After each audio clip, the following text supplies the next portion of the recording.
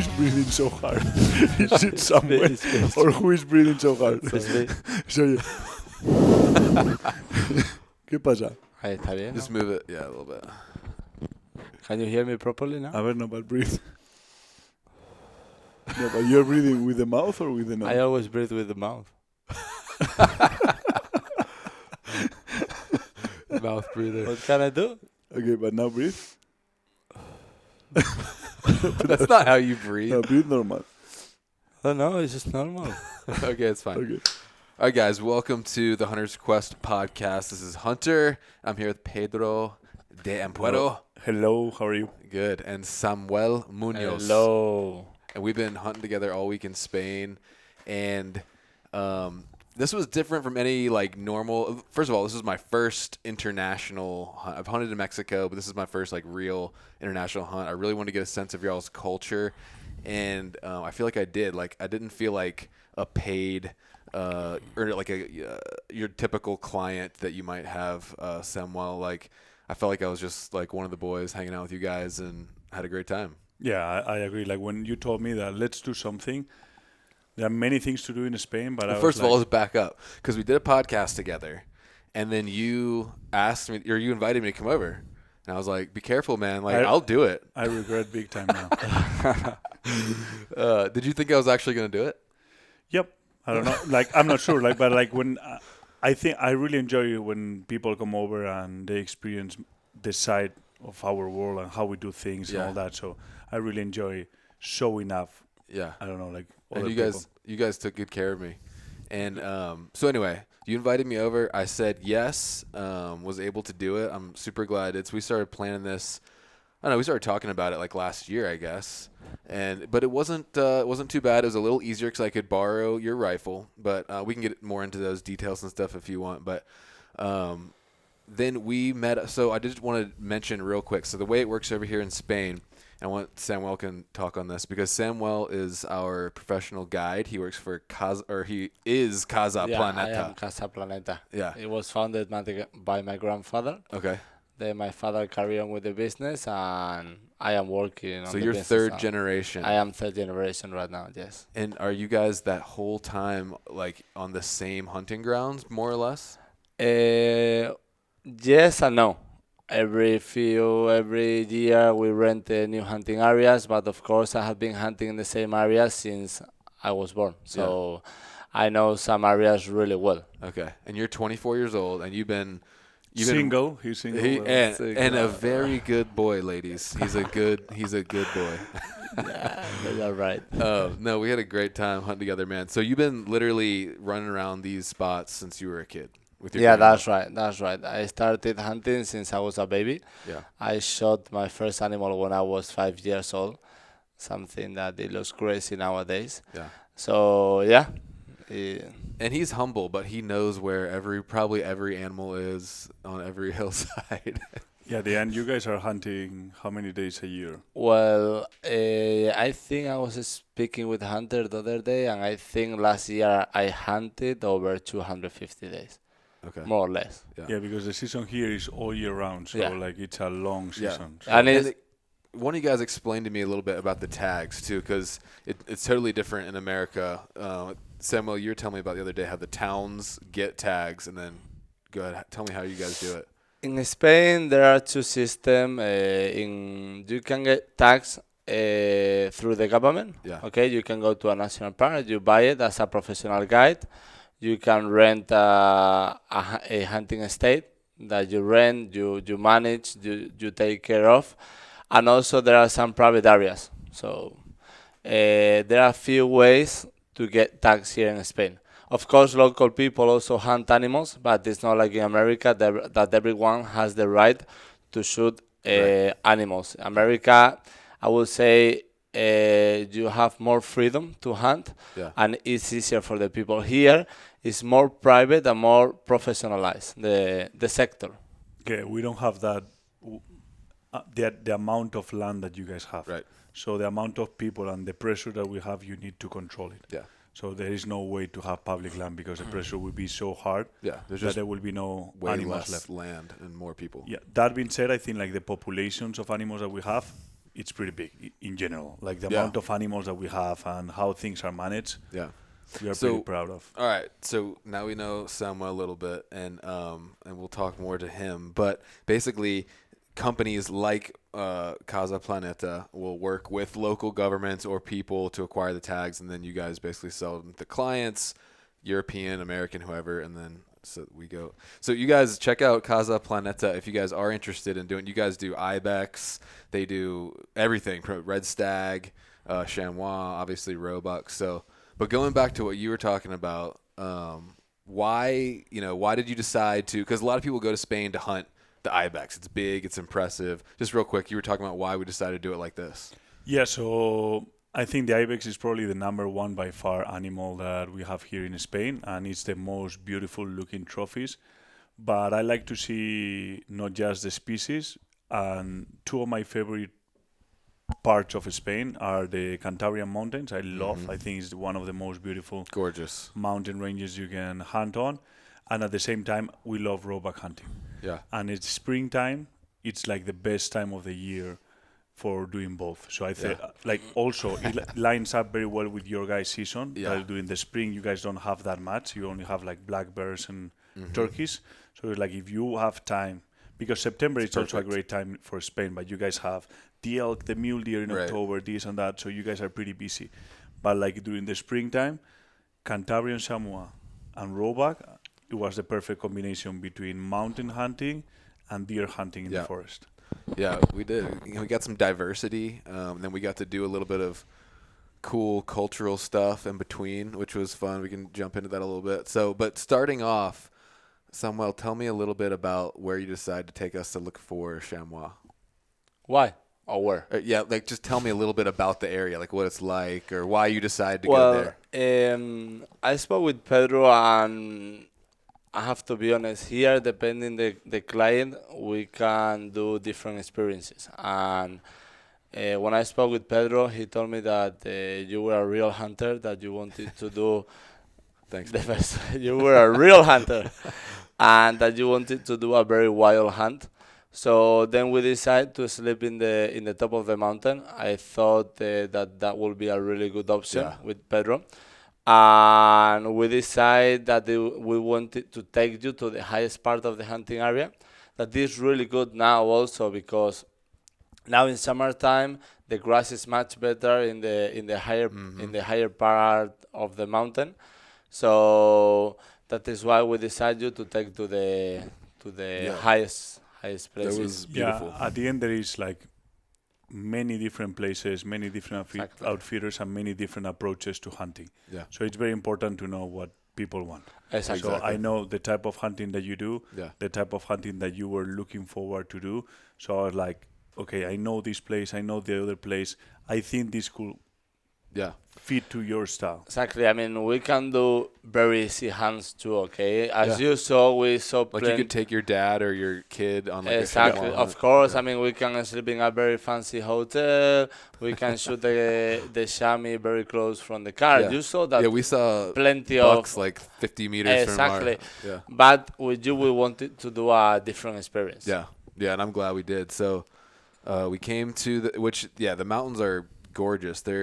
They don't look quite like any other mountains I've been in. They're just something a little bit different about them. I don't know about you, but Yeah, I mean, like the Cantabrian mountain ranges start like from sea level and picks up like elevation really fast, and it's a mountain with like a lot of rocks. So it's like, in my opinion, it's like the most beautiful areas in Spain, because you have the typical mountain from a drawing. You have the rock, the little bit of snow, the prairies, then the pine trees and the trees and the forest. So little it's just flowers and stuff. And the biodiversity of the Cantabrian Mountains, you have brown bear, you have wolf, you have red stag, wild boar, roe deer, so everything. Yeah. Chamois. So it's just like, I mean, like, it's my favorite place. So. Yeah, and like a lot of people, I guess, well, American hunters, I feel like we don't typically, at least from my perspective, because I don't live out west, I don't typically see like the high alpine areas like that, like in summer. So it's really cool, like having the wildflowers everywhere, and felt like we were in Haiti. Yeah. Plus now it's really good also because the Cantabrian chamois I think it's one of the only subspecies in Europe that we can hunt in summer. Okay. Tell me if I am wrong. But Yeah, all the no. other rest of chamois, we are only allowed to hunt in winter time. That and the Pyrenean, so the ones in Spain. Yeah, exactly. And they're a super cool little animal, and we were seeing a lot of them, like from the second we got out there. So we spent the night, the first night in the cabin, and then we woke up, and basically the plan was to just kind of go up as high as we could, looking for a decent, like, mature, grown animal. Yeah, that was the plan, and we woke up a little bit tired because we didn't sleep much. I think Samuel was like shouting. Like I know them well, so I know Samuel. He knows, well. but Hunter didn't know. So it was like a tiny hut, like because don't imagine like a super fancy hut. It was like smaller than this room, and we were supposed to all of us sleep in the hut, and I brought my tent and my own mattress to sleep outside because I knew. Yeah. That I don't know, we were too many people. I can be nosy. Samuel loves talking at night. I didn't want to bring it up. I didn't want to embarrass him, but yeah, No, middle of but the night. I'm here to embarrass Samuel. So In the middle of the night, he was like, we were like, he was having nightmares of a But rat that- eating his hand, and he was. But those things only happen to me when I am tired or when I am nervous. And I wasn't nervous. I was pretty tired. okay. So, And so we had Samuel shouting in the dark, Hunter with jet lag, and I was throwing up in the dark. So And Roberto was sleeping sleeping on the picnic table. On the table. Yeah. Roberto on a table, and I don't know what happened, if it was Yeah. my kids or something, that I threw up all night, couldn't sleep. So the next morning I woke up and Samuel was like, "You look terrible." Like, thank you. Yeah, thank you were- Good morning.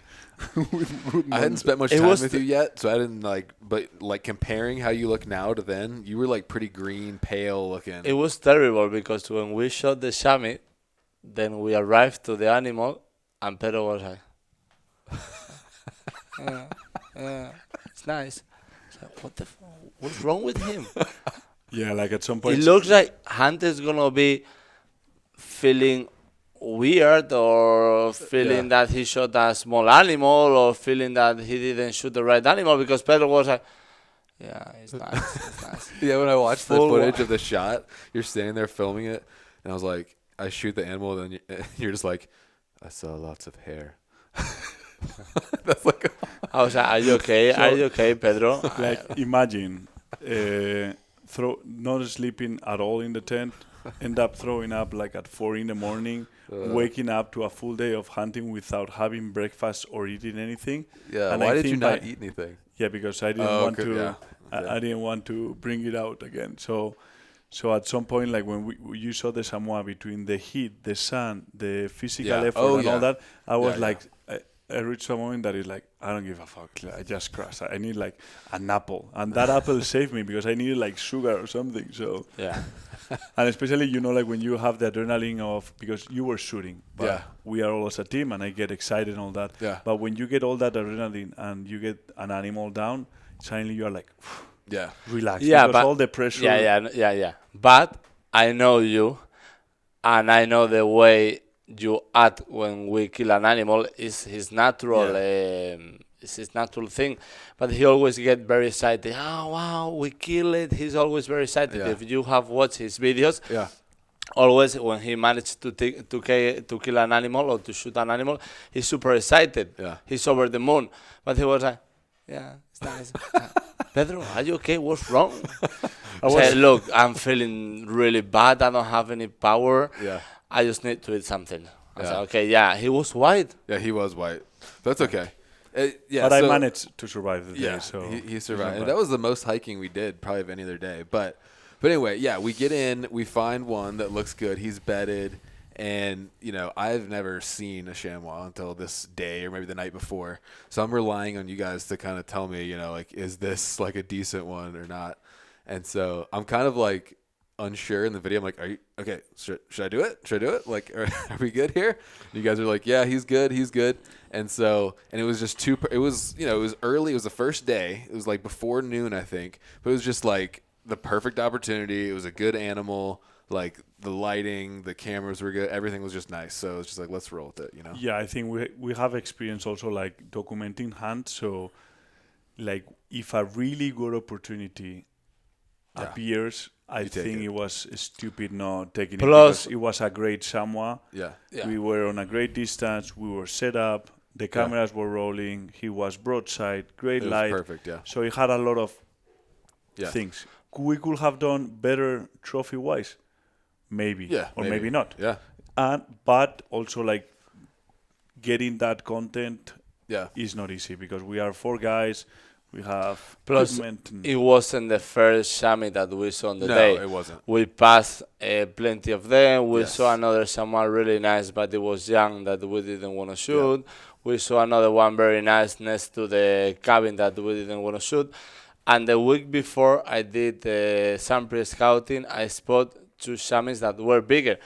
But you might see them and you might not see them, like Pedro said. So I think it was the perfect opportunity, the perfect shot, the chamois standing in the top of the rock. Yeah. Boom, perfect. Yeah. It was picture perfect. Yeah, So, and then it gave us a time to like enjoy the rest of the afternoon, hang out, we went back to town that night, and then we had time to do some other stuff. But so yeah, we basically just packed that out. And what did we do that night? Did we head into town that night? Yeah, I think so. yeah, I think so. Yeah, because we arrived kind of late, like when the sun was getting dark. I think more or less, Yeah. right for dinner. Oh, that's at your house that we went to. Yeah, we had a small dinner, right? yeah. Also, Hunter lost. Hunter lost his someone on the way. Oh yeah, I forgot. Tell him about that. That's right. You gotta tell him about that. Yeah, so we got the Samoa, took one of the best naps ever. By then I was starting feeling better after a few Everything's apples still and, kind of and a blur to nap. me because I was like so jet lagged and just out of it. No, the Samoa was on a perfect spot. We waited for like how much? Like like an hour to the bug to stand up. Yeah. We didn't want to rush it because some of these animals, like they will be bedded down. You start making noises and suddenly they just jump and run. Yep. Because they are bedded. So we decided to wait, stood up, perfect. Everyone confirmed, and Hunter make a perfect shot, which was a great relief because when someone borrows your rifle, Yeah. it's always like, they're gonna blame me. If something goes wrong, it's gonna be the rifle. Well, we did check it the night before too. Yeah, so, but yeah. shot was money, and we pack everything. We pack the meat. The good thing about chamois is that they are only also like 45, 50 pounds. Yeah. So I had the whole animal. It was about as much as like a big mule deer quarter. Like the entire and we animal. debone it, so it was like nothing. Yeah. And and we pack it out, and with your backpack, like Hunter couldn't manage to put the head of the chamois properly on the backpack to kind of like make it.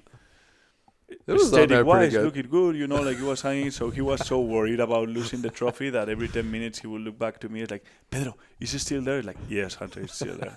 10 minutes later, he was like, it's still there? Like, yeah, it's still there. And after the 5th time he told me that, I was like, hey, Roberto, listen to me. I'm going to steal Hunter's someone. He's not going to have a clue. So I told Samuel, on the next reach, just fake that you see a fox or something, and when there's like the confusion of like there's a fox, just I'll grab Hunter by the backpack and just poof, take out the head, and we took the head out. He didn't have a clue. We filmed everything, and we I had didn't a didn't great notice time. anything at all. No. Anything. For like 2 miles. And I told someone like, let's film him And he said, and we hey, stopped several times. he said, we're going to stop on the next flat area and let's sit down for a little bit, let's have a rest, and let's see what he says. And we I stopped. was sure that he was going to drop the backpack. Like, where And is my see it, someone? and see it. No. No, he said, nah, okay, let's carry I on. was pretty Let's carry tired at on. this point. Yeah. Yeah, and I don't know, at some point he looked at us, he's like, hey guys, I lost the Samoa. And Samuel and I were like, nah, you're joking. And he was full in. Dude, Like, I full was, completely like freaking out, like, because we had gone like 2 miles. Yeah, because and we I were thought- like, let's review the footage, Roberto, where was the last time? And we reviewed the footage, like, this was a long time ago. Yeah. Like, we're never going to find that head again. Yeah, I mean, it would have been impossible to find. And the tag is on the thing's head, too. So I'm thinking, like, oh, Samuel's going to be screwed, like, legally because he doesn't have a tag or whatever. I didn't know. I was freaking out, man. And I did not want to go back. And I did not think there was any chance we'd find it. You were lucky that we didn't even thought about the legal thing, because if not, it would have been way worse. Because No, we were okay. You guys got me At good. one point, we stopped and I said, "Hey, Pedro, it's over." I started laughing, so I was like, "Stop, stop." You would have just kept going with it, huh? Nah, no, no, didn't- not I because didn't you want were to being walk- nice. Because you were being nice. Yeah. Well, I'm sorry, guys. We could see your face, and we were like, "He looks like a little kid. Come on, let's just stop." I didn't want to walk back, so we Yeah. were like, okay, let's give Because it I now. mean, yeah, at the end of the day, that little piece of bone, that's irreplaceable. You know, that's kind of your tangible memory of the hunt. So that sucks if you lose it. Yeah, but yeah, we didn't lose it. We were back on the town, have a good night's sleep, and the next day we had to cross kind of like half of Spain. So we were on the western part, Yeah, it was and a we had to go to the eastern part. long day. And we had to cross kind of like through Madrid, which is the capital of Spain, and it's right in the middle. And it turns out that this month is like the Madrid's town, how do you say, like town festival or whatever. And there is like bullfighting. San Yeah. Isidro. Yeah, it's there like the is- fair. It's like the town fair. Yeah. It lasts for like 20 days, Oh, something town like fair, that. Yeah. And, So and there are- not just Madrid, but like all over Spain, different towns are doing it. Because we came up on like a random little small town bullfighting Yeah, thing, exactly. too. But every single village or town has a different Yeah. date for it. Yeah. But Madrid is the most important one. It's a huge, like, awesome. For the bullfighting, arena. yes, and for all the events, because at the Yeah, end it's of the the capital. day, it's the capital of Spain, Sure. and that's it. But before that, we went and had some paella. Oh my God. Well, paella. Paella. According to some Spaniards, it's not true paella. It's rice with meat. By the way, it was delicious, very nice, but it's not paella. It was delicious. Yeah, so paella, it's a typical dish from Spain that it's rice with typically seafood. And a big, like, yeah, it's giant like a plate. big, yeah, typically it's from seafood, and Yeah. the area of Spain that invented the paella, they are very proud. It's like it's only with Right. seafood, but we like at home doing. By it the with way, meat, we so- are in the paella area now, very close by. Okay. but we haven't got paella. We No. have been in a Chinese No, restaurant. yeah. No, but paella is typical in different areas of Spain. Yeah. But in every single area, they make it different. Yeah. Okay. So many areas in the south, in the north, they say we have really good paella. That's right. But every paella is kind of different. Yeah. Except in Valencia, where they make it very traditional. Okay. Gotcha. Right? Yeah, we took a. Whatever we ate, it was good. Yeah, Yeah. it was great. And then we went to the big bullfight, which was an experience. It was really cool. Like, first of all, the arena is like basically unchanged of what it would probably have been like in Roman times or something. I mean, it's like the stone Yeah, the seats are seating. made out of a stone. Yeah, so the it's whole not thing like- is tradition. Yeah, it's not like I mean, like we are in 2024, so they could have easily put like plastic seats for everyone to sit more comfortable. But I think bullfighting, it's all about tradition. Yeah, So like the tradition. seats are it's cool. made out of a stone, Yeah. all of them. There's no like nothing. announcer over an electric loudspeaker, nothing like It's that. not American rodeo Yeah. at all. It's an art. It's we say that it's an art. Yeah. Okay, it's a tradition too, but it's something that has a lot of value for many of us. Of course, it's something that many people are against too, but many other people like me or Pedro, we really like bullfighting, and for us, it's our main tradition. Yeah. Yeah, I can see after actually going to it and experiencing it, I can see what you mean when you say it's an art, because it really is. I mean, the performance, of course, it's like bravery, but it's more like it's a dance with that bull, and it's a whole like procedure, and I don't know. Yeah, I do have mixed feelings. So like, I don't like seeing the bull suffer. Like it's something that it's hard for me because my whole life has been trying to do the opposite, but at the same time, it's I don't know how to say it, like- A brave way to die.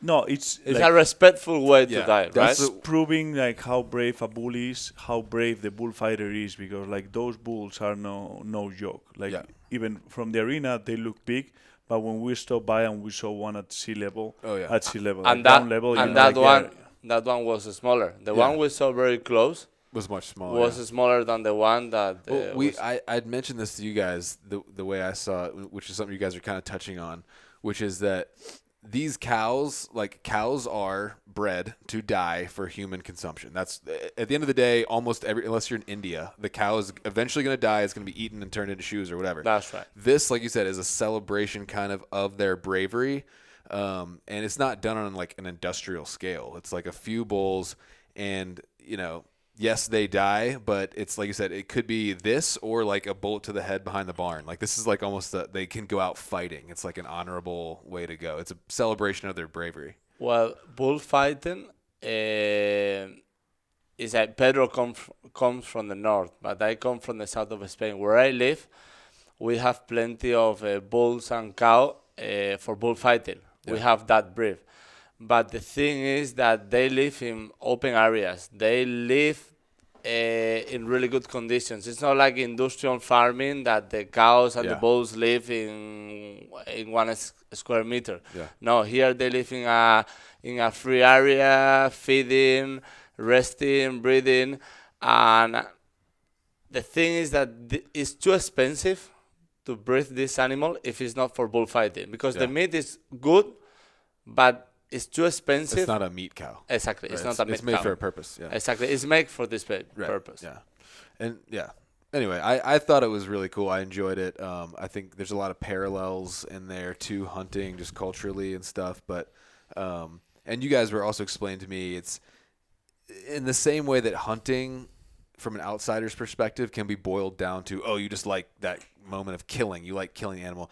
It's not. It's kind of like this trip. It's been an experience. Yes, we killed some animals. That was a big part of it. That was the reason for it. But that's just part of a much bigger experience. And like Roberto was telling to me, like, it's about what you do before you go to the bullfight and hang out with friends and family or whatever, sharing drinks. It's a social event. The smell of the arena, the cigar smell you're talking about, the whole thing. That's what I like It's the a most. cultural, social thing. And yeah, and also imagine the experience of the bullfighter, because we are just watching, but like risking your life yeah, to fight face to face with just a sword, because they kill it with a sword, yeah. which for me it seems like impossible. Like imagine if they give you a sword and like you need to kill that elk with that, Yeah. even if it charges like or a buffalo. And you cannot kill it anywhere. You have to kill it in a specific It's very place. specific, yeah. So it is very Stick the sword in difficult. from the top. You are risking your life. You Yeah. can die any moment. So you know when you go into the arena, but you don't know if you are coming out. Yeah. So that's something we must respect. There is someone risking his life for the audience. That's, No, and like I told you, like some bullfighters get really serious injuries and some die yeah. because like the tips are sharp, so like they Oh, will yeah. cross your whole leg like in an instant, so like Oh, yeah. completely through. You So, guys like, showed me some something videos of you know, some like bullfights gone bad. Yeah. going, and sometimes they even die between there, and there is a surgery in their own arena with Yeah. blood and everything, and they Don't make it. Yeah, it's a crazy. I don't want to call it a sport. I guess it's a sport experience. I don't know. It's performance. like it's like hunting. How would Yeah, you define hunting? exactly. It's more than a It's sport. more It's than more any of that, than art. It's what we have been doing for our whole life. So it involves art, a craft, Tradition. sport, tradition. I don't know. Yeah, there's a lot of parallels there to hunting. But anyway, yeah, just like don't knock it before you try it. You know, if you think you don't like it, go see one sometime and see. I mean, I think it might change your mind. But anyway, Yeah, so You're right. I think it was for you like worth it while we were oh, here. it's so cool. Yeah, And everybody and it gets was- dressed up. But it's good now. Now you can give your own opinion. But I think it's important to go to see it with your own eyes and then decide if you like it or not. Yeah. And also I think it is important to go with someone that can explain you Yes. the whole process. Because if you go without knowing anything, you're like, what is this? Yeah, yeah. That's the whole. Just being here this whole week with you guys has been cool because, typically when you go overseas, you might just kind of fall into the typical traps of a tourist because you are. But it's cool when you like have friends over here. So, So anyway, after that, that's when so right after the bullfight, we headed straight to the hunting area. That was a long day. Yeah, and like it was a way like roebuck hunting in June. Sleeping is not the thing. Like you sleep like Yeah, the typically 5 days hours. Days are super long. So we started already by sleeping 2 hours and a half the first day. Yeah, 2 hours and a half, 3 hours. Yeah, because we arrived here at 2:30 or something, and at 4:30 we were already up and moving. So, but I have learned 2 things you don't ever have to worry about when hanging out with Spaniards. You will be well fed and you will be well rested. At some point, you're gonna get a nap and some good food at some point. Yeah, I don't know if well rested. Well rested. It depends on the hand. We took some 4-hour siestas. Your hunt has been very successful. Yeah. So that is one of the reasons why you have rest very well. But it depends on the situation. I can tell you. Yeah, no. Samuel, every time I come here with a bow and we get together to do a bow hunt, resting is not a thing. No. Like after 6 days, he's like, this is not worth it for me. Just like you need to leave. This is not worth it. It's not worth it. I mean, I have photos that I can show you. I think 2 years ago, hunting with Pedro for 15 days. Yeah. I lost, I don't know how many in pounds, in kilos. It's like 8 kilos. So 16 pounds. 16 pounds. You could see me. When I arrived home, my mom was like, son, what's happened? Are you okay? Yeah, we did a red deer tour, and we hunted in a couple of places with Samuel, but actually the whole red deer tour was 23 days non-stop hunting every single day. Jeez. So at the end of the thing, we were like... Yeah. So you have been lucky. Yeah, well, no, I didn't. So we did get very little sleep every night, but in the middle of the day, the bucks are bedded down, so we always would come back, have a nice lunch, and at least a couple-hour nap. So that was good. Yeah, especially now in June, like it's typically warm, although Hunter has been the luckiest person ever. We haven't got rain here in 2 years, or I don't know, like in a long time. Yeah. And typically it's super warm, super hot, so like animals don't move during the middle of the day. It has been very dry. Hunter arrived and the clouds came, chill weather, a little bit of rain. Like it was raining when I shot my buck, and it was pretty much raining when it was basically raining when you shot your buck. Yeah, it was like foggy and rainy, so like the perfect deer hunting conditions. Like I don't know in the States, but like here, when you have like a storm, everything gets wet and suddenly the sun comes out, all the deer will start moving, trying to dry out, trying to get the sun, trying to eat. Like we were super lucky because actually on the roe deer side of the thing, of the hunt, that part, we were a bit concerned. Yeah.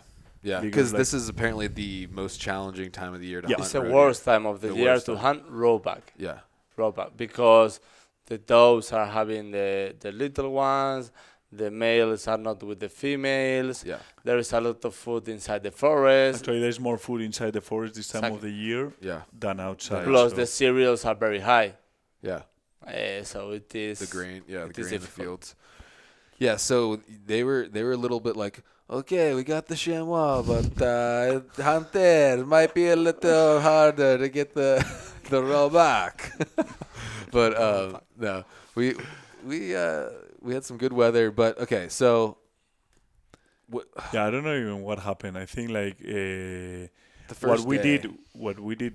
To start off hunting roebucks, we did a little bit more of like checking a lot of different locations to try to get a quick idea of what was moving around this time of the year, because between April and now, like things have changed a bit, and roebucks are territorial, but it's like we have not that much time. We need to try to control. Yeah. Get to an area, glass it, see what's there. If there's nothing there, move to another area, walk in, glass it, and kind of hit lots of stuff in the morning while you can. So it was a bit different to what I do back home. Yeah. Because we go every week. We go hunting. So by June, we know, I mean, like by May, we already know every single roebuck in the area. Yeah. So we are like, okay, we're going to target this buck. So we'll park the car and start walking, and you hunt one particular buck. Yeah. But here was like, we need to get to advantage point, glass for half an hour. I mean, we don't see I have anything. done a lot of pre-scouting, but these areas are very big. So we have bigger areas, so I would say roebuck move a little bit more. Yeah. So, of course, we have been trying to check several roebuck that I already spotted in April. But if you don't see them, you cannot lose all your day just trying to spot an animal because you don't have so much time. It's not like Pedro that can go every weekend. Right. With you, is that we have to shoot it in 3 days. Yeah.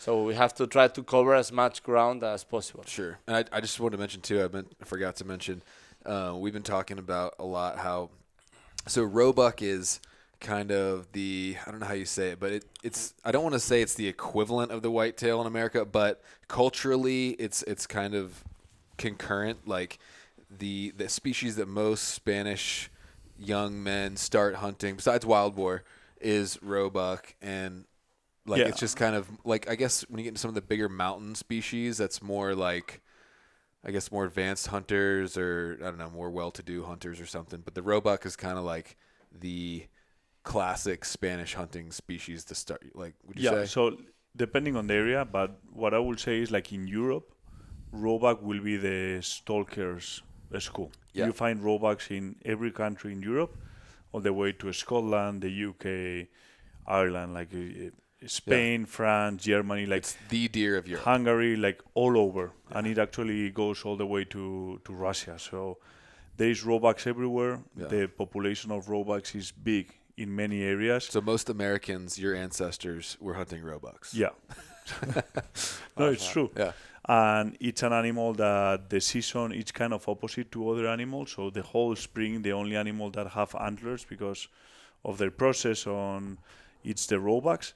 So it's actually what we all hunt during the spring. Yeah. And since there is good density, it's kind of not like, I'm not sure if affordable is the right way, but it's easy to find access to roebucks. Yeah. Because they It's the most accessible European game species, probably. So so I will say that it's Red kind of stags, I would say red deer. yeah, but red deer, like and the roebuck? trophies are way more expensive. Like in France, in Germany, in all those, like the red deer, I will say that they're one step higher. You have to think of that a Well, red deer. big roebuck Yeah, but are like, expensive too. yeah, but They're like, really big ones. I think the biggest difference is that the red stag, to have a mature trophy, you need 8 years. Yeah. A roebuck with 3 years, it's already a big trophy. Yeah. Yeah. So like the Are the- cycle. Are the it's red faster. stag about the same price-wise as the ibex, or are they No, less? no. Or You're, more? you're talking about red stag, right? Yeah. Red stag are cheaper than ibex. Okay, just curious. So yeah, you guys, I don't know if we want to get into it or not, but the trophy like scoring system is kind of interesting too. There's there's representative, bronze, silver, and gold medal, and that's the classification of the age, or I guess antler score.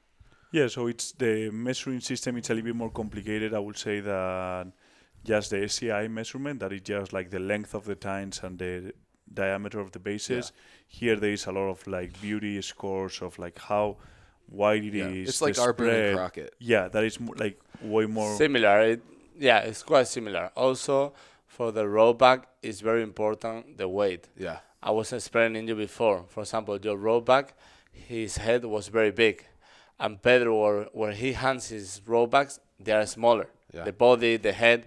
So then that makes a big difference too. Yeah. So you can have the same roebuck with a different skull, and then one will be much bigger than the other one. Yeah. I do think that the whole deer system of scoring, I don't like it because at the end, what you are measuring is volume of antler, and the deer in general, all deer species, will have the highest scoring point at their prime. Yeah. So when they are at their prime, when they are in the moment that breeding will be the best, when they are the strongest, the healthiest, that's when they will score the most. They'll be gold So medal. so at the end, you are targeting the animals that you shouldn't be hunting. As opposed to what we did with your buck was find the oldest, gnarliest, regressed buck Which is we could. regressed. It has less points, but Yeah.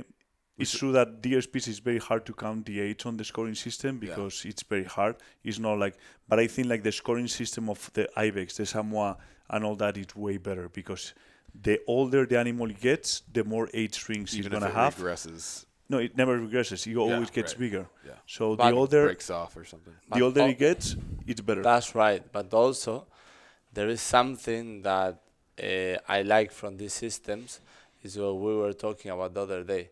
It's about the score. The Spanish systems and the European systems for scoring is really good for conservation. I know it's quite difficult to explain, but as I was explaining to you the other day, it's really important. I know that I am with Pedro. I think it's too strict, and I think that we should give more value to older animals, which is difficult, for example, with rollback. How can you do it? No, but with Chamois, our scoring system of Chamois will give points to the age. Yeah. And it has a lot of value. And I just Ibex? think just the Roebuck one is off. An Ibex too? The whole deer. An Ibex. Yeah. The An Ibex, Ibex the too. older they get, it has You a have more specific points. Right. Yeah. points for age. Sure. So no matter about the length, but like it will give you extra points for age. So that's very important. What we were talking the other day is important in order to conserve and to have bigger animals. I think that's something really that I really like from Europe and from Spain that you don't have in America. Yeah. Because in America you go and you shoot a mountain goat or whatever, and you pay for the tag. You don't pay for the trophy, right? Yeah. Yeah, but I mean, like at the end,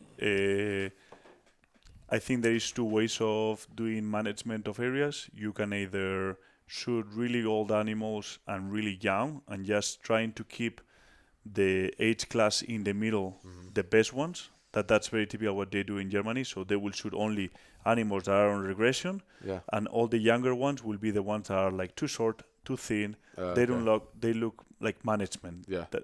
And trying to keep the best genetics. And also there is the other model that is you shoot a little bit of everything, and from the whole pyramid of age and that, you are taking a little bit of everything, so it keeps balance. But this depends on the animal. Yeah. Right now, Pedro is talking about roe deer, right? So this. No, but I think the red stag in general is the same. Well, and red stag too. Yeah. So for deer species. For deer species, yeah. For deer species. Okay. Yeah, it's really interesting. So the goal for me first was to get a good representative, or I was hoping to get like at least bronze, just because I could get one of those cool medals maybe. And but anyway, the first spot you took me to, you said there was a gold medal in there, but he wasn't there that morning. Which one? Okay, yes. Well, we tried to see it, but it wasn't there. Yeah. Again, right now, many of the rollback are inside the forest and they don't come out. Yeah. So we spent the whole first day looking for bucks. We saw a couple decent ones, but nothing that got them excited. So You can really tell when we get excited. You can really tell when you're excited. Oh yeah. We start fighting with for the spotting scope. He's like, yeah, I saw a roebuck, and I start putting the spotting scope. Like, no, let me watch it. No, and we are like, fighting for the spotting scope. Give me the scope. Give me the scope. And Samuel is like, no, tell me what it is. I'm not gonna tell you where it is until you give me the spotting scope. And you guys did a good job of trying to translate stuff to keep me like informed. But it was also really funny, like all week, just observing you guys interact and like not knowing what you're saying. I can only go off of like your body language and like how you're saying stuff. So the whole week I'm just like trying to figure out what you guys are talking about and just like cracking up. You guys are so funny. Sorry for not speaking. No, English you guys as much. did good. Like it's hard to. You did good, but when you weren't, it was just funny, like trying to figure out. Like I love you guys' like dynamic, so I had a great time hanging out with you guys. But anyway, We hate and we love each other. yeah, you guys have like a big little brother kind of relationship going on. It's hilarious. No, yeah, I met actually Samuel the first time on the like right below where you showed your chamois Yeah, that day, and he was 14. he was 14. That's the day he ate all your sandwiches, right? Yeah, and all the water, And drank all the water. all the water, and we end up drinking water from the ice and throwing up all of us. Oh and my all God, I was dying that week. that. Yeah, but it was your fault, so I don't feel bad. But the fact is that he was 14 and he has learned most of his things from 13, me. 14. I don't even know if I was 14. Yeah, so you 13, 14. So you guys have known each other. you a have long learned time. a lot from me. Yeah, So. yeah. Well, I'm trying to keep you It on has track. been a while. It has been a while. Oh man, well it was fun hanging out with you guys. But then, okay, so the second day, we saw one in the morning that got you guys excited, and so he was kind of like off. He was probably 600 meters away across the canyon, and so we basically, once we kind of confirmed he was a good buck, me, you, and Roberto dropped down, and then we were able to climb back up the other side, and it was perfect. We had like, what do you guys call those, like terraces, the wall, like rock walls. Yeah. That Yeah. one might have been a natural one though, actually. Yeah, I think that was. Yeah, it was like a little like rock bluff, but like it was tall enough where we could stand up and like take packs off and get stuff ready, and then just ease up the top. And we spotted him bedded like 200 yards, and just waited for him to stand up. And yeah, as soon as we what's No, that cheese eating grin? I'll hear about Pedro.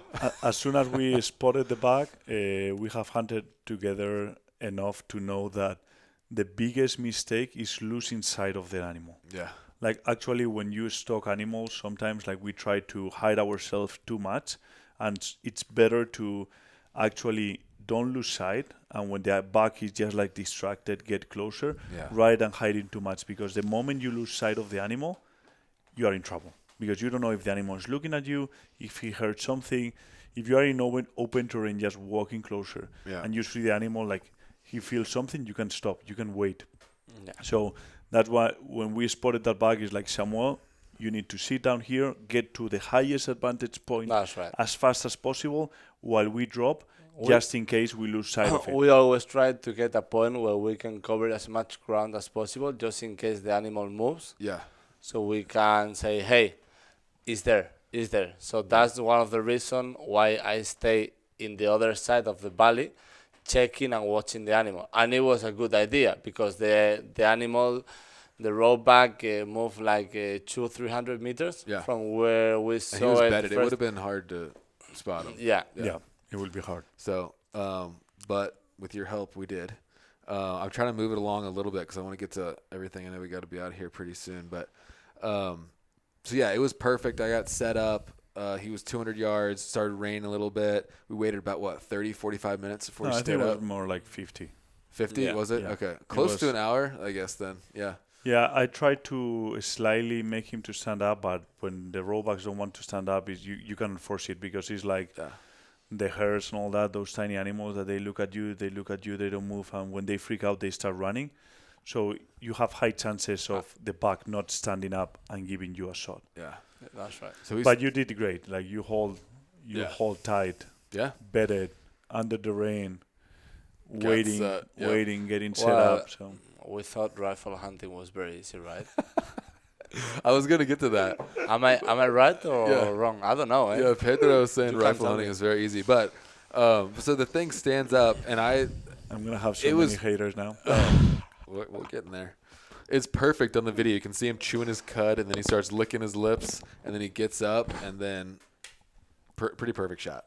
Yeah, it was Boom, on the spot. my rifle. So Both of my like- shots, I gotta say, both of my shots were pretty on point. Don't you think so? No, they were perfect. Both of them. Yeah. Like I have been teaching that rifle for a few years now, so he kills by its own. So Oh, what happens when you start shooting it?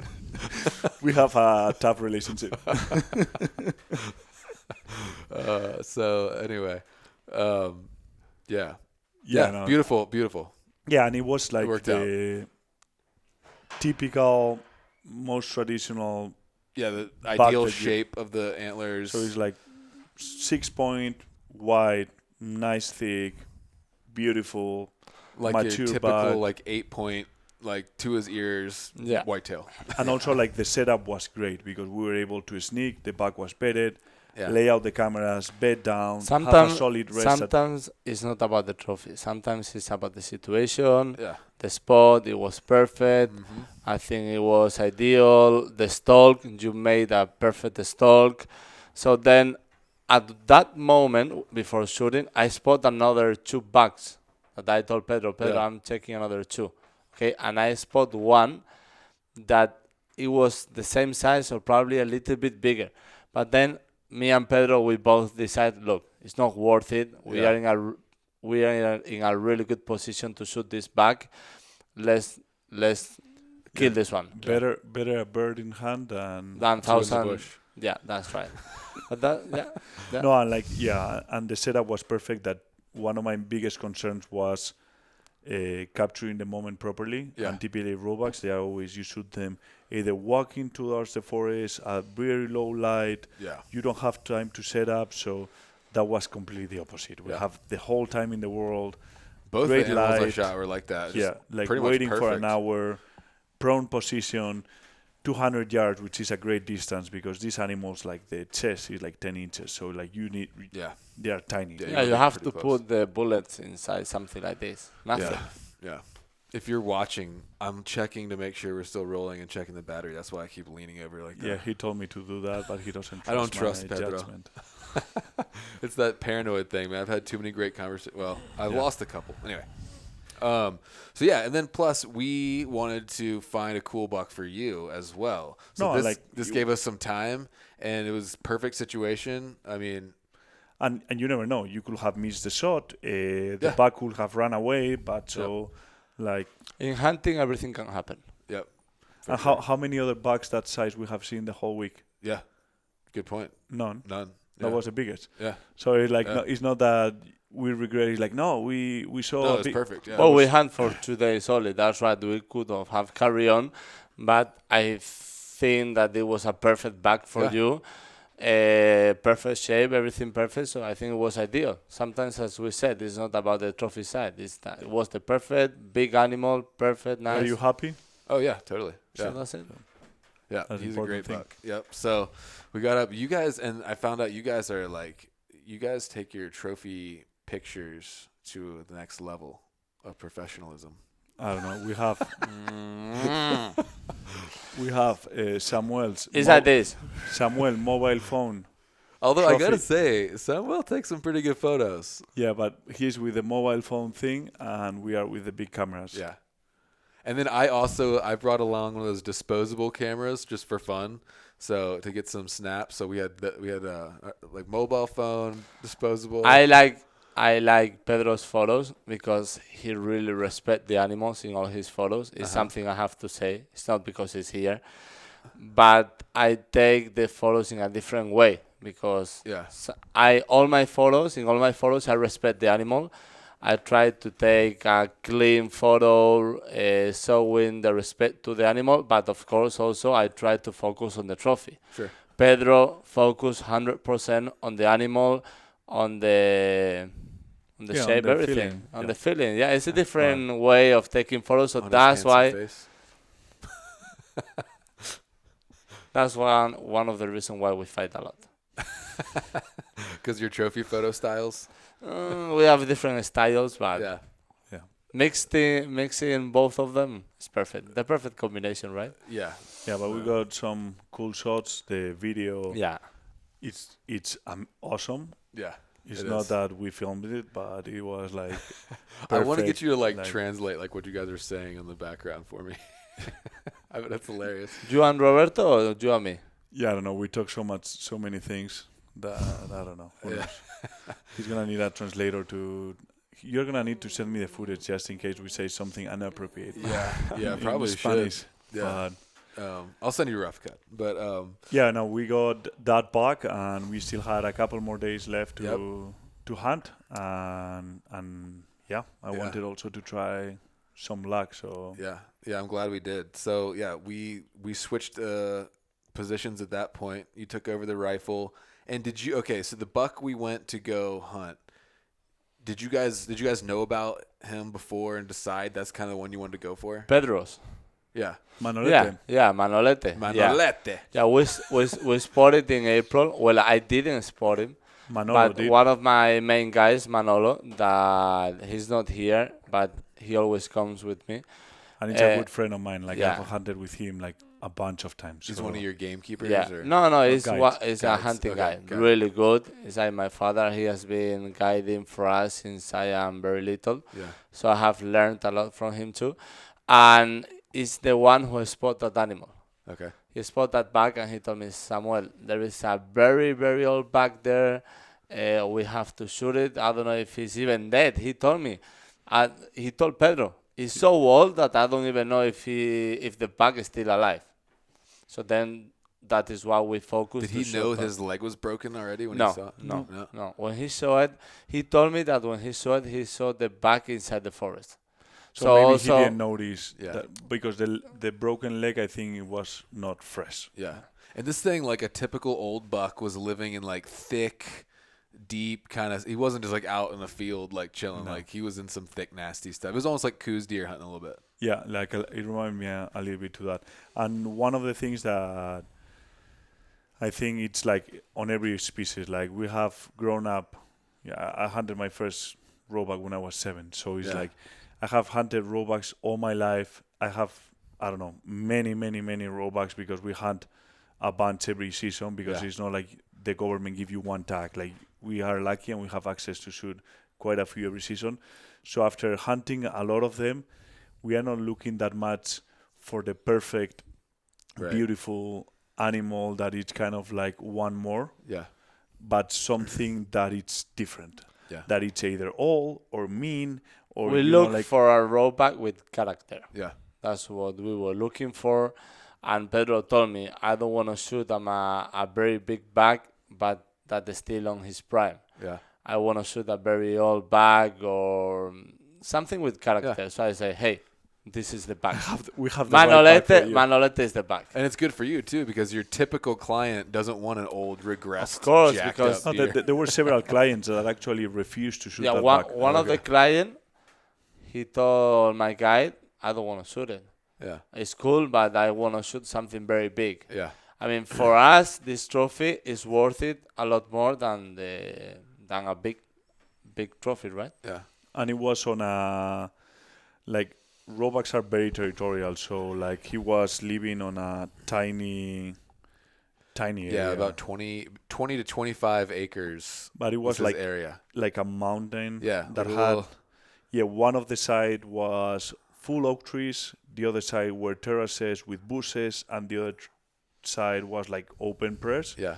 So and then he there was had- a creek at the bottom with some farmland. Yeah, so like he was like on a very specific terrain, Yeah. which wouldn't make sense for him, especially with his condition, like a really old bag with a fully broken leg that he was like completely broken. Yeah. Couldn't even put weight on it. Yeah, like he had like the whole elbow was broken up here. Shoulder. Yeah. No, Was it the shoulder or the elbow? no, because the elbow is the feet. The Yeah. feet are half of the leg is the feet, Yeah. so it's the elbow, Okay. and then you have the shoulder up here with the scapula. Yeah. I thought that was messed up, but it was here. Yeah. Okay. But I think I don't know. Whatever. It was in between, but Yeah. it It was had messed the up. broken. It must. Yeah. So it was. I And he had think one it's toe. yeah, Yeah. I think because the feet was broken, right?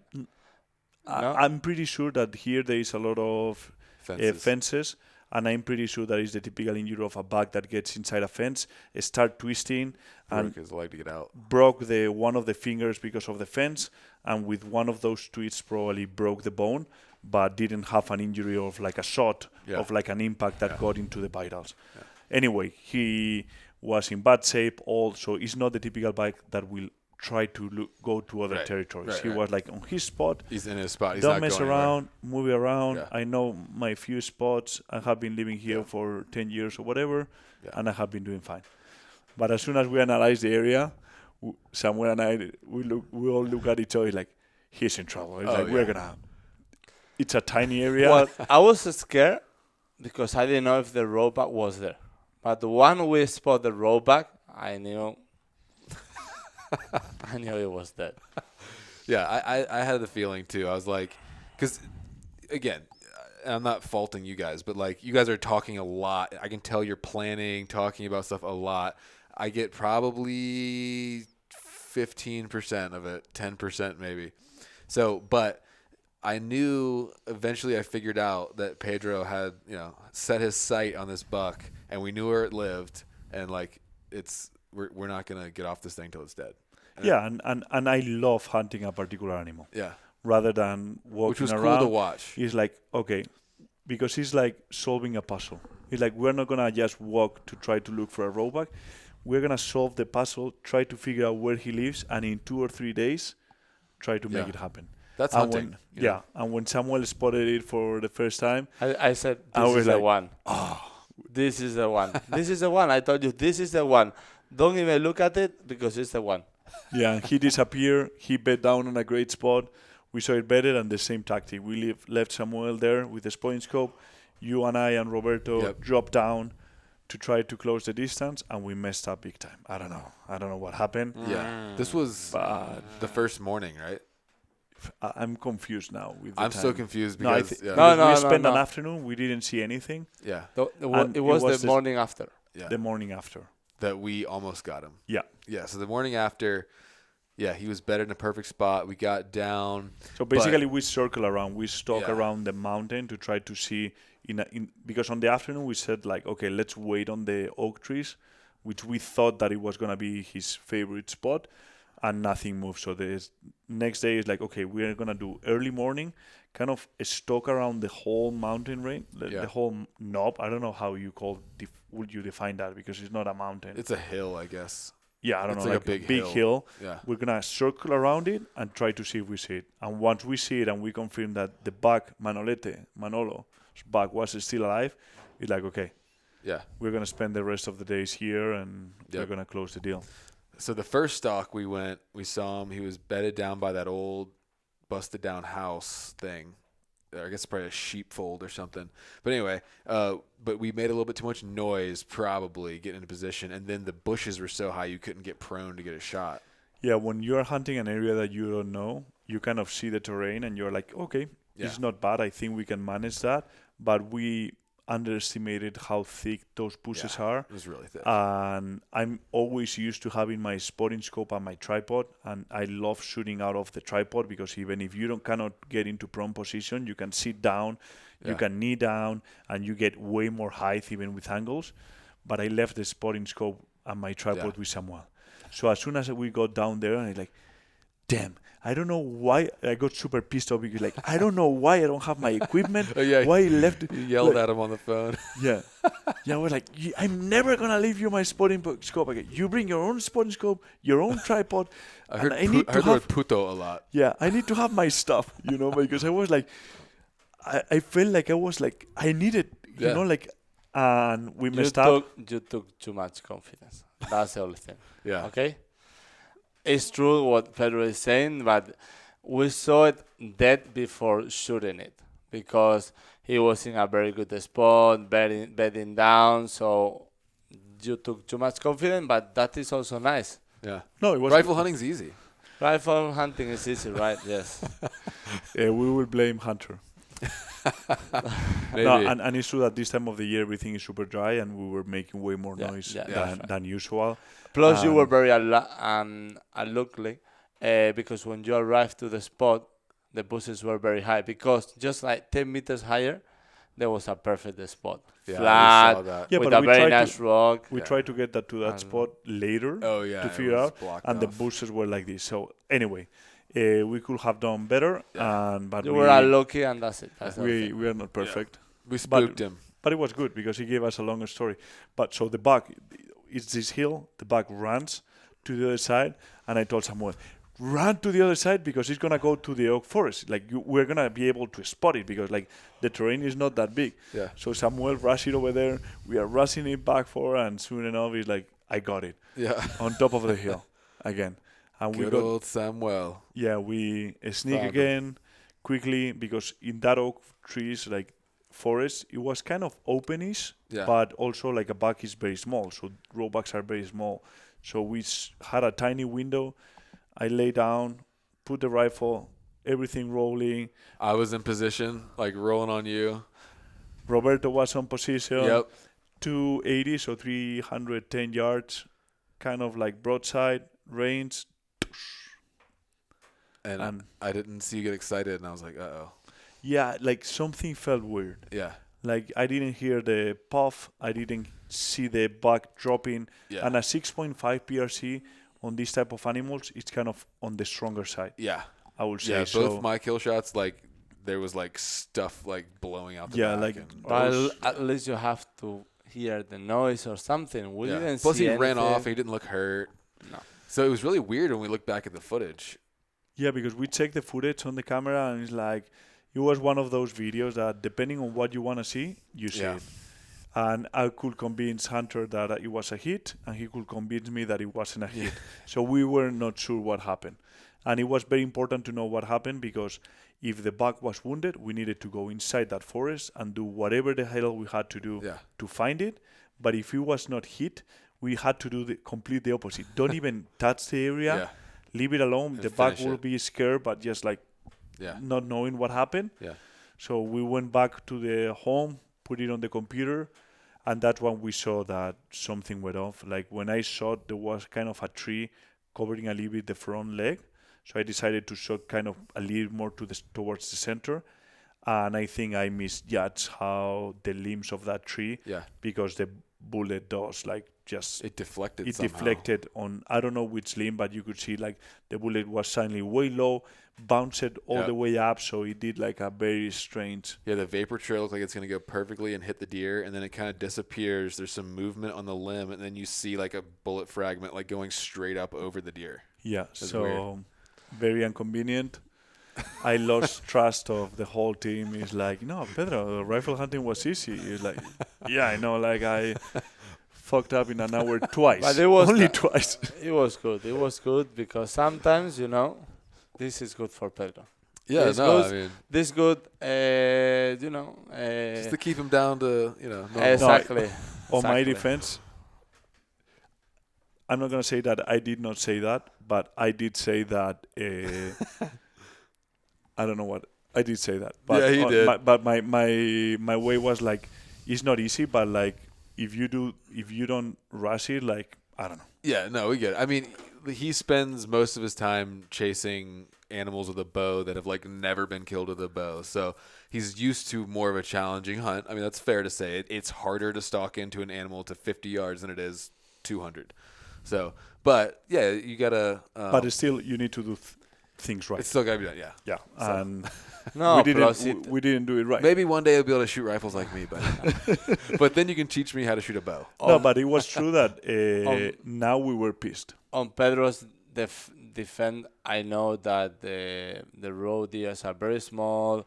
The shot was difficult, but even though that happened, I was very calm that I knew that we were gonna shoot it at one point because when we hunt together, we hunt like wolves, and I knew that buck was very territorial. It was very old. Yeah. If it's a younger buck, everything can change. Yeah. Because a younger buck, he can move, he can go to another valley, but that one was limping. Yeah. It was skinny, super old.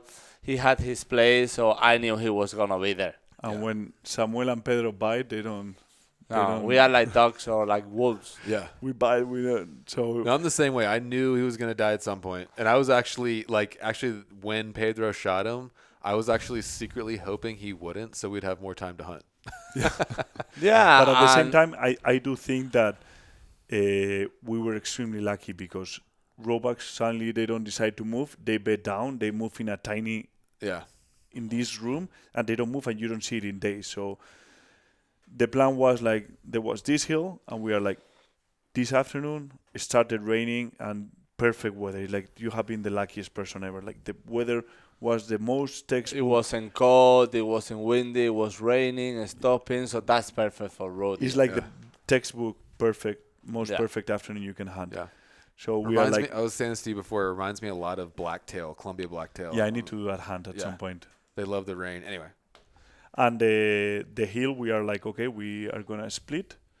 You are gonna control one side of the mountain. Hunter is gonna control another one, and me and Roberto, we are gonna control another one. Mm-hmm. So we had basically the whole hill control on the three sides. Yep. And we were all connected. And it's like, who is gonna watch it first? Who is gonna spot the buck first? And I knew that Pedro's place was the best, and that's the reason why. Because we why went up there and checked it out before. Exactly. Yeah, we went in the morning to check it out, and I knew that one was the best. Yeah. That is one of the reasons why I sent him there. But also, I had a feeling that the roebuck was gonna go to your place. The only reason I had that feeling is because we shot it in the morning, and I thought maybe the roebuck this afternoon, rather than coming to this valley, to this side of the valley, is gonna go to your side. Yeah, actually, we spooked it, the first stalk, on my side. We shot it on his side, and the only side that we didn't mess with him was your side. Right. But he was sleeping. He normally bed downs in the top. On the top. So he can go anywhere. Yeah. And and as soon as we got to this started glassing, it was not long, and I text you guys like, Manolete is 450 yards out. I started packing up immediately. I was like, oh, it's about to go down.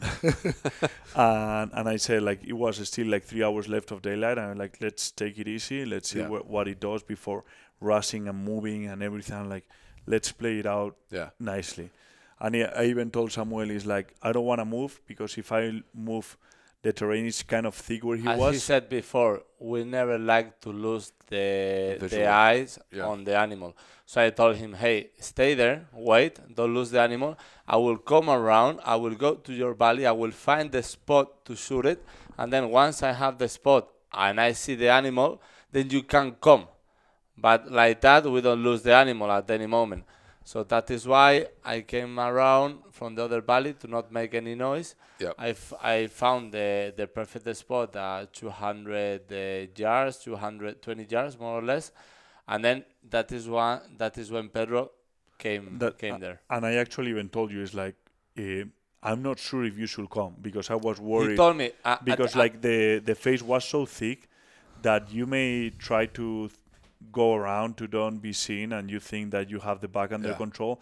But imagine a tiny head of a roebuck behind a bush. There's no way you're gonna see it. So he can be watching you the whole time. So I like, Samuel, I'm not sure if you should come. And he's like, I'm on my way already. Like, but it's true that he knows very well the area for sure. Because I like, part of me wanted to like run over there to like be with you guys during the thing, but I didn't want to like you said, it was a small area, and I didn't want to be the one to like screw the whole thing up. But so imagine everything was perfect. But imagine you shoot the animal, you injure the animal, and the animal goes towards you. Yeah, it goes to your valley. Yeah, no, it's easier. Anything can happen. So it is much better, and you reduce the risk of failing by doing this. And at one point before going there, I told Pedro, the bag is at the top or not? Because if the bag is at the top of the mountain, I'm not going to move, because he can come to my valley. And he told me, no, the bag is moving towards slowly me. Towards. Exactly. So I say, hey, okay, that's perfect. Okay. So I'm going to move. And you guys got down, got behind the hill you were on, and worked up canyon towards them, and then peeked over the top. And you had what, like 300 yards? No, 280 or something like that.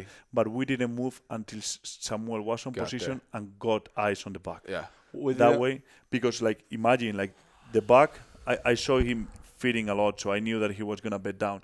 And by the time you lay eyes on it, we're both laying eyes on the back. He bed down inside a tiny bush, and if I wasn't paying attention where he bed down, I will have appeared on a closer range, and we'll start looking at like where the back is. Yeah. He might be gone, he might not be gone, but we were 100% sure that it was inside a couple of trees. And we didn't want to make the same mistake as you made in the morning. That is why we came from behind. Yeah. Because we didn't want to make any noise. We didn't want the roebuck to see us. So we came from the other side of the mountain. Yep. All right. So then what happened when you shot him? Yeah, like we waited. He was not moving, and we were like stressing out. It's like, because it was like a rainy day. It was getting dark way faster. There was like fog on the air, so you could not it was not crispy to see. Yeah. And we're glassing and like, I don't know even if it's gonna come out. And suddenly like, it's coming out. And I laid on my rifle, trying to see if Roberto. I was watching it. Samuel didn't. Now Samuel did. Roberto not. Now Roberto yes. So we're three guys trying to be on the same animal at the same time, while I was trying to see it with not enough light to take a shot. Yeah. And after 10 very stressful minutes, finally gave us a tiny window between some. He's lucky to have a good cameraman, because it wasn't easy. Oh, it was hard to see. The bag was feeding between some bushes, so you could hardly see him. And then we said, we are going to wait on that spot, on a clear spot. He was going to come. He was going to go there. And then quickly Roberto made a really good job. Yeah, and he just had an opening of like 1 yard or something. Yeah. And I actually got set up, was squeezing the trigger. He was limping. So rather than walking like normal, he would be like making like jumps. And as soon as I was squeezing the trigger, I felt that he was making a jump. I like if he makes one more step, we may lose it because we didn't have more light. Like, Yeah. and I got him. Not Nice. great spot, but Yeah. we got him. It was moving, so it wasn't yeah. easy. He was walking. Yeah. It was And it walking. was 260 yards or 270 or something like that. 250 40 meter, or yeah. 60, yeah. And then you called me. Then I just ran over there. It was pretty thick, and we looked at the footage, and it looked like he might need some time. And it was like dark at this point. Yeah. So we decided to just Rollbacks are small, back so I out. think like they die. Like yeah. I think It was he a was good very hit. in It trouble. was just. But it's true that the terrain was very dark. We could barely see it. I don't know, a lot of Yeah. bushes. Like we weren't sure. So we we have the whole day tomorrow. So let's better play it safe. We come Because back tomorrow sometimes morning. if they move, you never find them. You cannot imagine how Right, you many don't wanna scare rollback. it, yeah. You cannot imagine how many rollback I have lost because of this. Yeah. So it's like we shot it. If you don't disturb them, they lay down and they're gonna die. Yeah. But if you move them, they can go anywhere. Yeah. And It's always better just to exactly. come back in the morning. So Yeah, so we backed out, and we this morning Found we this go morning. there, and it was dead, and it On the was spot. cool old buck. Yeah, Like he's all palmated on one side, real thick, nice bases, and the teeth are like worn down to nothing. yeah. So super, in my opinion, the perfect trophy. What we were looking for. Yeah, we knew exactly what we were looking Yeah. after a day of watching it for a bunch of time with the spotter. Like we were not surprised. Like we knew exactly what we were He shooting got at. super lucky on that deflection shot, man. That Yeah. was like that buck had some good luck, man. He escaped whatever that was that took half of his foot. He escaped one Pedro shot. They can escape once, really lucky once, twice. No, but- they're not that lucky. But yeah, I think like with a team of 3 guys or 4, I mean like Roberto is also a hunter, Yeah. so like the 4 of us that we know how to hunt, we know what's the goal, and working all together for the same goal. Because like you were saying, like I wish I was there, but in my opinion, you did awesome. Like because the same as the first day, Samuel decided to don't watch the action and be completely far away, controlling Sometimes everything. you have to. We are working as a team, and everyone has their roles. And But- as it play out, it may seem that it wasn't important, but it could have been completely opposite, and it could have been super important. Also for you, it was really good because now you have experience how we hunt as hunting guide. You were part of our team. You were acting like a hunting guide. So you have been the hunter, and you have been the hunting guide too. So you have been helping us, and that's something very nice for you because I think that everywhere you go, you learn something new. Absolutely. Yeah. And for you, I think this was very good also. Yeah, and that's the coolest thing about hunting internationally and with like new guys and new friends is, like I said, there's so many different awesome experiences, different species, but at the same time, we're all hunters. So at the end of the day, we share a lot of things in common. And, I joke around, but I respect the crap out of you, Pedro. I've grown to respect Samuel and Roberto a lot too for their skill and knowledge of the land, and I have a great time hanging out with you, man. And so I learned a lot from you, man. I really, really appreciate you having me out. And like I said, I feel like I was really invited in to see. Like I just felt like I didn't feel like an outsider. You guys made me feel like part of the team, and I saw what hunting, especially roe deer hunting, really means to you guys, and appreciate it, dude. Thanks a lot for coming. It was a Thanks pleasure. for coming. And now we need to go hunt the Virginian whitetail Yeah, with him or what? that'd be cool. I have to go. Yeah. I would love to go. Yeah. It would be- They are in trouble. I'm not sure if they can see us on a tree stand. I don't know if we. Yeah, something else. I don't know If you if give them a ham and a couple loaves of bread, they might make it. I don't know if we are gonna hunt the Virginia whitetail. I'm pretty sure we will, but at least we will have a lot of fun. Yeah, I mean, definitely got to be the first of more adventures to come, hopefully. You are welcome anytime. So it was a pleasure. All right, cool. Thanks out for It everything, was a buddy. pleasure for us also, and it was very nice to have a real hunter like you. I Not appreciate because of that. your name, eh? So but did I live not up to because my of name? your name, eh? Did I live up to my name? Yeah. You My did. son is stoked. I'm hunting with a guy that it's called Hunter. no, how someone can be called Hunter? He's like, yeah. Is he really good? He's like, I don't know. It's called Hunter, but it doesn't mean it's good or not. Yes, I've been wanting to say this. Mi nombre es Cazador. Cazador. See you next time. Anything else I missed, guys? No, No. let's go to Madrid and let's have a great Yeah, dinner. if you want to hunt in Spain and get cracked up by hilarious jokes and look at this handsome dude for a couple days, look up Casa Planeta on Instagram. Where else can people find? Is that the best place? Website, Instagram. It's CAZA space or no space on Instagram. Casa, like Yeah. Cazador. And CAZA Planeta. PLANETA. That's right, sir. All right, cool. All right. Well, thanks again, guys. And thanks for listening. We'll see you guys on the next one.